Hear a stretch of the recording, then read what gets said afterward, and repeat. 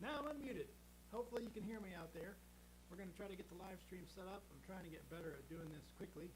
And we're going to talk today about a really interesting, serious issue from every angle. Killer police robots. It's pretty crazy. Somebody's saying pretty quiet. Hopefully you can hear me. I'm showing audio levels are coming through, so if somebody can let me know if you can hear me, that'd be great. All right, so today's story is about killer police robots. People are saying my volume is low. Let me see. Hold, please. Let's see if that changes anything. That's way too high now. All right, maybe that's a little better. Hopefully I'm not clipping. I'm clipping too much. Hang on, guys. My microphone battery was dying, so I had to plug it in, so maybe I bumped the gain knob. Sorry about that. Hopefully it's good and not clipping too much. Today is about killer police robots. I'm hearing crackling. Well, this is what I got, guys. Huh. Hold, please. All right. I've unplugged it. Let me know if this is working. Somebody says crackling, but no clipping. And we'll see if I got enough battery to make it through a few minutes of this live video. Sorry about that. It's, I'm a lawyer, not a videographer, right? Okay, today's topic is about killer police robots. So I want to show you our first story. San Francisco police were permitted to use militarized robots armed with explosives. I'm going to plug my... Still crackling, guys. I don't know what's going on there. I don't got any idea. I'm going to plug it back in so we don't lose our camera. I don't know why it would be crackling. Well, we're going to roll, and I'm sorry for the audio. Maybe we can fix it better next time. San Francisco police were permitted to use militarized robots armed with explosives as a last resort in emergency situations. Only a last resort. This case made headlines, quite a few for the past week or so, I think. Now people were saying it's back to the low volume. It's funny. It's comical at this point. Try it again, Art. People say they can turn it up. I agree. You've got a volume switch on your computer too. All right. So, San Francisco voted to allow the police to use robots with deadly force. Not just the police were going to have robots, which they already have a lot. Apparently they already have like 100, I think. Basically, they voted to allow the police to use these robots in emergency situations only. And what they voted to allow was the use of deadly force on these robots. Not just that the police are going to have them. We already know that they have these robots, but they voted to allow deadly force. But not with guns, just explosives. Hey, people are saying I don't have the best sound card. Come on, guys. It's pretty good, okay? So they voted to allow deadly force. We've already have somebody who beat me to the punch here. Looks like.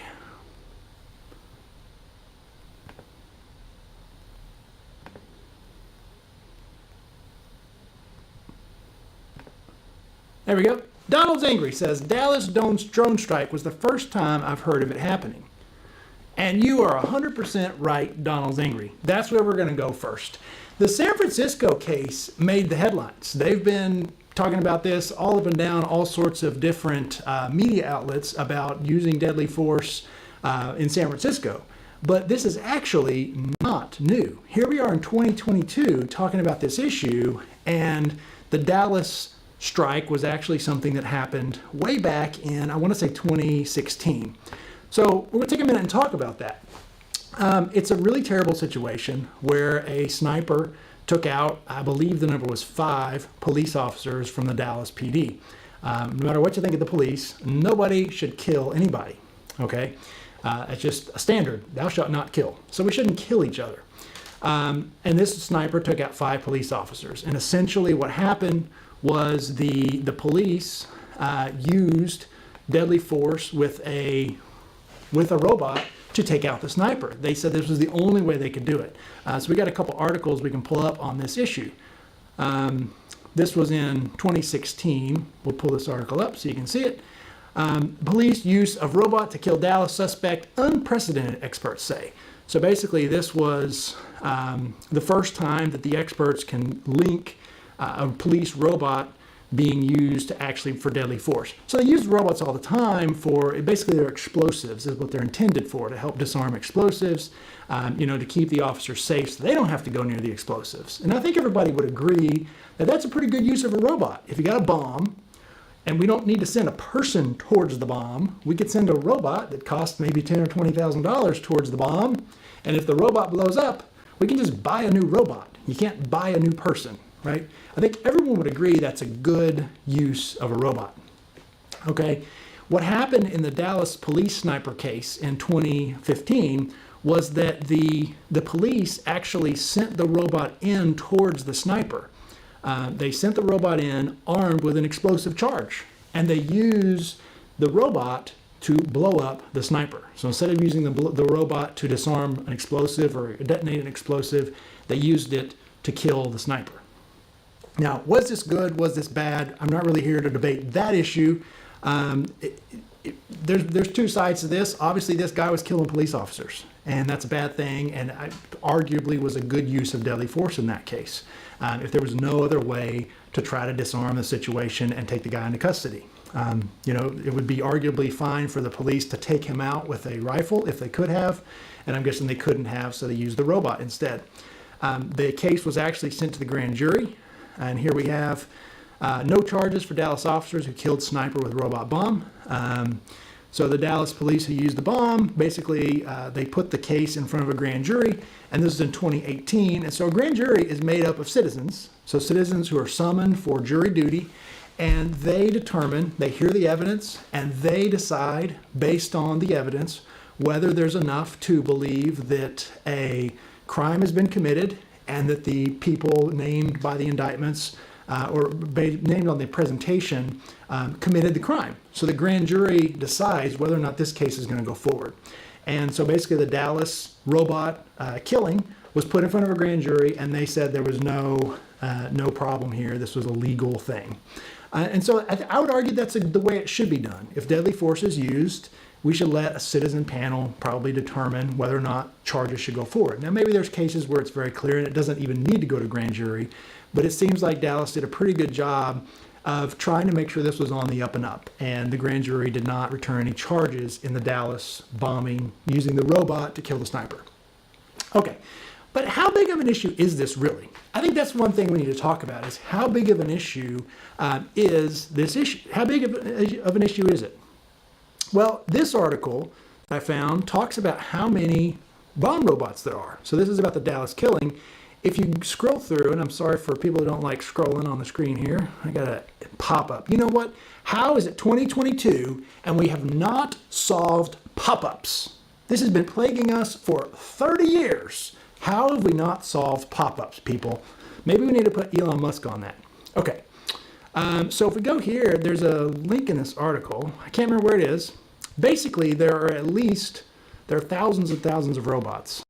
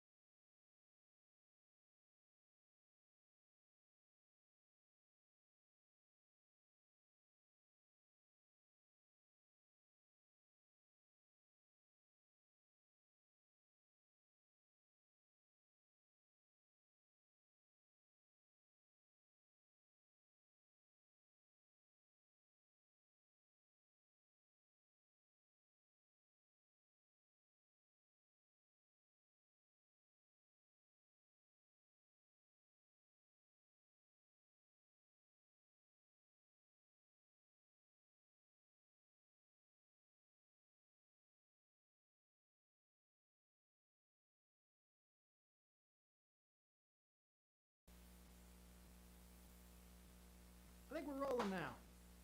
You know what happened? You're going to laugh. I muted myself, I think. Yeah, I got levels again on my cam link. You know what? I think I muted myself, guys. This goes to show what happens when you put a lawyer in front of a camera trying to run all this by himself. It's not easy always. I don't know what's going on with these levels, though. People keep saying it's really low. It's really, really low, so I don't know. Yep, I muted myself. I'm pretty sure, I think, because I have a hotkey set up in my software to mute the cam link, and I think I hit escape. I don't know why. But, and people keep saying it's really quiet. I'm getting clipping marks on my audio.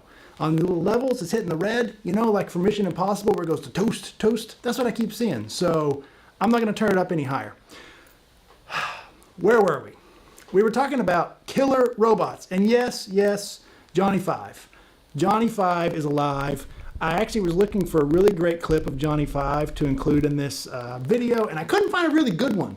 So I don't have any Johnny Five clips to share with you today.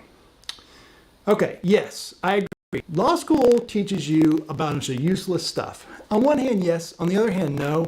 You do learn how to think like a lawyer, and really, pretty much all you learn is how to get to maybe. There's a really good book that I read in law school. I think it's called Getting to Maybe, and it's all about kind of how to write law school exam questions. You don't learn the law in law school. All right, back to robots. The Dallas shooting was ruled justified. We were talking about San Francisco allowing the San Francisco saying you could use deadly force. Okay? But there's a cool update for people who like liberty. The update is San Francisco has reversed themselves. San Francisco lawmakers vote to ban killer robots.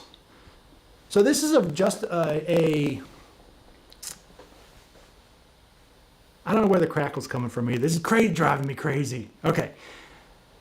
The San Francisco has now voted to ban killer robots after they just voted to allow them. But the key thing, if you read the fine print in the article, this is from The Guardian, it does say that the issue has been referred to a committee. So this is not dead. This is something where the city council, I guess, got way out over their skis, allowing something. They had a lot of public pushback over it, and now they're referring it to a committee. Well, on one hand, committee is where things can go to die. On the other hand, a committee is where things might be resurrected quietly later on. You just never know.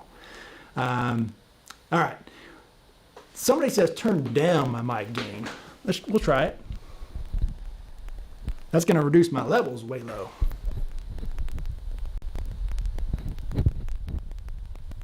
See, that's going to reduce my levels. Hang on. That's what we got. That's what we got. The crackling is probably the clipping that I'm seeing.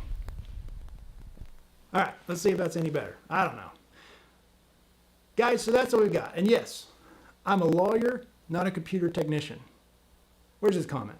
Pop that up there. Yep, PJL is correct. My brother, however, is a computer technician. If you're in North Texas, I made it worse. So we can't even agree if it's better or worse now. If you're in North Texas and need a computer technician, call Texas IT Pros. Free commercial for my brother's company. Maybe I need to have him come up to Virginia and fix my audio for me. Oh, this is hilarious. Okay, so what we're going to do now, that's really what I'm going to talk about, robots. Here's the issues, guys. So this is a great question. We're not going to be able to see the whole thing. So Wyatt C says, a legal question on this. Overpressure event from an explosive charge is a slow and painful way to die. Wouldn't stuff like this be an Eighth Amendment issue? Potentially, yes. Potentially cruel and unusual punishment. That's where you're getting at with the Eighth Amendment issue. What I would say is it's probably not an Eighth Amendment issue, because the reason the police are saying they need to be able to do this is because they have no other means. There's no other solution in some of these cases. You have a barricaded suspect who's already killed people, and they're trying to basically render them safe and harmless to other people. The police are saying that that's a justification. They need to use deadly force. They would be justified in sniping them with a rifle, and so they would be justified in some cases with sending a robot in to kill them. That's their argument. Now, in some cases, I think many of us might agree with that. What concerns me is where are robots going? What's the future of robots? Well, I do have one good clip of a robot, and this is where it gets crazy, you guys. I mean, this is robots today. Robots, you know, these little drone things that we're thinking of. They aren't these little harmless running around on the ground. I'm trying to pull this up. The future of robots is stuff like the Atlas, right? Boston Dynamics, if you look at their robots, I don't know why this won't load. I mean, look at this guy. This is a robot, right? San Francisco voted to allow robots to blow people up. I think my poor little laptop can't handle streaming and everything we're trying. But San Francisco robots to have explosives on them. Look at this guy. That's a robot man in a suit, and now he's got a buddy. It's scary to think that these robots might be allowed to use deadly force, right? And how do we know that a robot is going to get it right? People don't get deadly force right. It's a difficult situation. But, it's a very difficult question to determine when deadly force should be used or not used. And people get it wrong all the time. We can't even make cars that drive perfectly, right? I mean, Tesla is trying to make automatic cars that essentially are robots as drivers in a way. But those even make mistakes. Now, arguably, they might be better than people in some situations. Now, Mrs. Flushy would say she's not going to get a Tesla until she can have a phone that she doesn't have to replace every 2 years, right? Your phone pretty much goes dead after a couple of years of use, and you got to replace it. So what are we going to do about robots that are armed with lethal weapons? Are we going to have to replace them in 2 years, or are they going to kill the wrong people? I mean, there's lots of issues, and I'm not trying to be hyperbolic, but there's lots of issues here. Very big issues that we got to think about. This is a great question. What are your thoughts on lawyer robots? I think they might put me out of business because they would have all the law at their fingertips, and they would be able to pull up a site just like that. But that's kind of what Elon Musk is trying to do with the brain implant, right? He's trying to make it where we have everything in the world at our fingertips in our brain. We just pull it up. I think lawyer robots are a bad idea, at least for business anyway. Let's see. So Alex is asking how he can have me on retainer as a lawyer. We don't really do that in our line of work. Call us if you get in trouble, and hopefully you won't need us. That's the goal, right? This is a great question. PLJ says, suppose the robot malfunctions. Who is held accountable? The operator, the manufacturer, or both? It's a great question. An unknown question, I think. I think you've got products liability issues, right? If your robot malfunctions and it was advertised to do something, the police department's probably going to try to sue the manufacturer for products liability type theory to say that their product was faulty. But also, if the robot was, say the police sick a robot on somebody and turn it on to you to kill you, I mean, you certainly have a suit against whoever initiated the attack, so to speak. It's kind of crazy. It's kind of crazy to think about the different areas of law and how we just don't even understand how this all is going to play out. This is a great one. Police dogs need lawyer dogs. That's not a bad idea. There actually are lawyer dogs. Some jurisdictions have like support dogs for the prosecutors so that when they have a reluctant victim, they have a dog to kind of help comfort them on the stand. People might agree or disagree with that, but they're in a way are kind of lawyer dogs in court. Yes, here's a question. Sorry, I missed. Here's the one. So Sean Pusher asks, if a criminal destroys a robot, is it the same as killing a cop? Obviously, it's not the same because a person is different than a thing. But in a way, right, we already have pretty severe punishments if you kill a police canine, which is the thing, right? I mean, I like dogs. Maybe not as much as everybody, but I like a dog. And I agree we shouldn't kill a dog or be cruel to one, but it's certainly not the same as killing a police officer. But in a court of a public opinion, killing a police canine or injuring a police canine gets you some really harsh punishment because we see that as pretty cruel. So what is it going to be with killing a robot? I don't think people are to the point where they care that much about a police robot if you destroyed or damaged a robot. But you could imagine a future where that's a problem, right? And Firestar says, I wouldn't trust any kind of robot for any reason, especially attack bots and lawyer robots, since either, we got cut off there, but I tend to agree. I'm a very techie guy, even though I'm having trouble with the live stream today. I don't know what's going on with the audio. I'm a pretty techie guy. I'm a kind of a nerd, frankly. And I don't know that I want to have some robots doing stuff. I used to have a lawn robot, and he gave out after about 3 years of use. Rest in peace, Taylor. But now I mow the lawn by hand, and it gives me a much better cut on the lawn. Okay. I don't trust my phone or CPU. I don't trust what my phone or CPU might be reporting back to the government. But maybe that's just me. Yeah, and so Billy brings us back to the key question. I can see where robots can be used effectively against an armed aggressor, right? And yes, I see the argument from the police perspective. If you have somebody who's heavily armed or barricaded, heavily protected, and there's no way to effectively get a person to disarm them or render them safe or frankly take them out, a robot could be useful in that situation. And I think that's the justification we have for this argument of using police robots to kill. I think that's exactly the justification. Some kind of barricade scenario or some kind of super highly dangerous scenario. And I see that too. I also see once we start on this path, what's it going to lead to? Are we going to have the Atlas robots running around, jumping on things and armed with weapons and killing people? I don't know. Are we going to have robots that have some kind of facial recognition software in their head where they can see your picture and see that you're a wanted criminal and try to arrest you? And if you resist against the robot, is that robot going to then be authorized to use deadly force? I mean, that scenario is pretty far-fetched sitting here in 2022, but I could see it happening where you could have a very capable humanoid type robot who has facial recognition software and knows that you're wanted for some kind of crime, tries to take you into custody, you resist, and you get either hurt or maybe deadly force used against you by a robot because you wouldn't go into custody. Now, certainly you should comply with the police. We talk about that a lot on this channel. Assert your rights. Don't talk to the police, but don't be rude to the police, and certainly don't fight the police.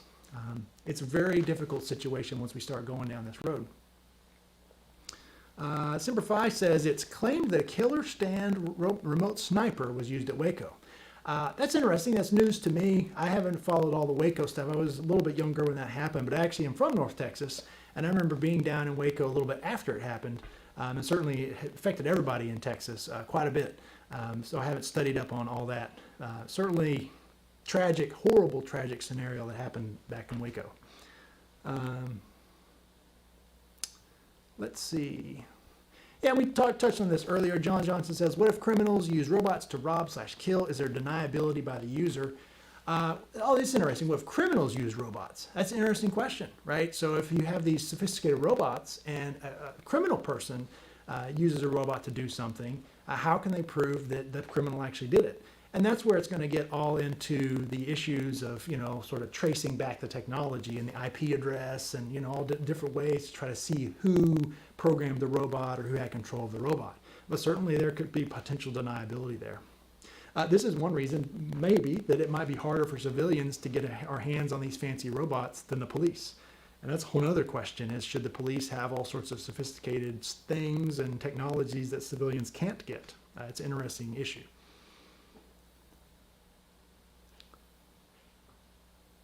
Let's see. So we have more talk about Waco. Semper Fi says that the Waco robot was stationary and just a remote control. So sort of just a sniper with a remote control gun.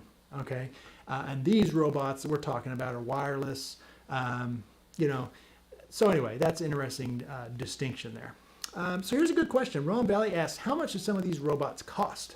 The article that I was trying to show you earlier about how many robots are in the field said, I believe that some of them were about $10,000, and this was back in, I want to say it was 2020. So that's not much for kind of a basic robot. It's sort of a basic tracked robot that has a wireless remote where they can drive it up to disarm a bomb or something. It has a little articulating arm, you know, to do some work. That's really not that much for $10,000. I wonder how much of the COVID relief money that was funneled to police departments and local jurisdictions, I wonder how much of that money is going into things like police killer robots. You may think I'm crazy, but if you know what some of these jurisdictions spent their COVID money on, a lot of them, it was on stuff for like prosecutors' offices and police departments and things like that. And, you know, whenever people have money to get a fancy new toy, a lot of times we buy it. Wyatt C. has some information on the cost. He says he has experience with the 710 Cobra EOD bot. EOD is Explosive Ordnance Disposal. They push $50,000 for a basic kit. So that's a little more than what I was reading.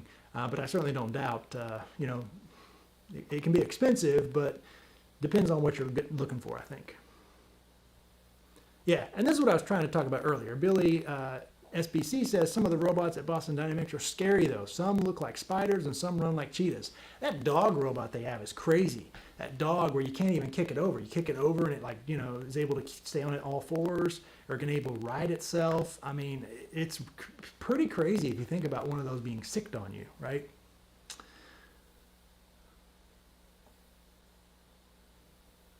And guys, I think that's about it. If you don't have any other questions, I think what we're going to do is we're going to probably roll it up for today. I'm sorry about the technical difficulties. I'm going to try to figure out what happened there and what the crackling thing is. I appreciate everybody stopping by. Please share the channel, share this live stream, and subscribe.